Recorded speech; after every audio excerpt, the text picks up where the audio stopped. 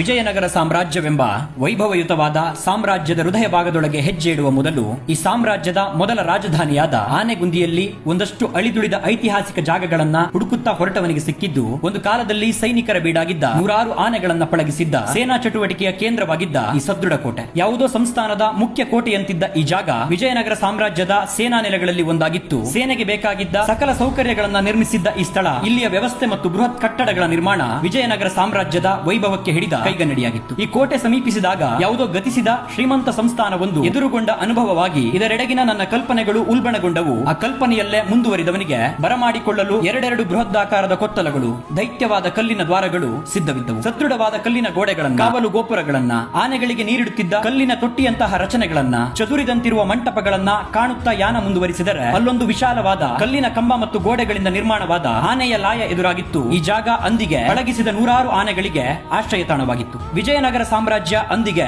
500ಕ್ಕೂ ಹೆಚ್ಚು ಗಜಪಡೆಯನ್ನ, 40,000ಕ್ಕೂ ಮಿಗಿಲಾದ ಅಶ್ವಪಡೆಯನ್ನ, 7 ಲಕ್ಷವನ್ನು ಮೀರಿದ ಕಾಲಾಳು ಪಡೆಯನ್ನ ಹೊಂದಿತ್ತು ಎನ್ನಲಾಗುತ್ತದೆ. ಆ ಸದೃಢ ಸೈನ್ಯಕ್ಕೆ ಈ ರೀತಿಯ ಹಲವಾರು ಸೇನಾ ನೆಲೆಗಳನ್ನ ಸಾಮ್ರಾಜ್ಯದುದ್ದಗಲಕ್ಕೂ ನಿರ್ಮಿಸಿರುವುದು ಕಂಡುಬರುತ್ತದೆ. ಅಷ್ಟ ದಿಕ್ಕುಗಳಲ್ಲೂ ಬೃಹದಾಕಾರದ ಕಲ್ಲಿನ ರಾಶಿಯನ್ನ ಹೊತ್ತ ಪರ್ವತಗಳ ನಟ್ಟ ನಡುವಲ್ಲೇ ಸೇನಾ ನೆಲೆಯೂರಿತ್ತು.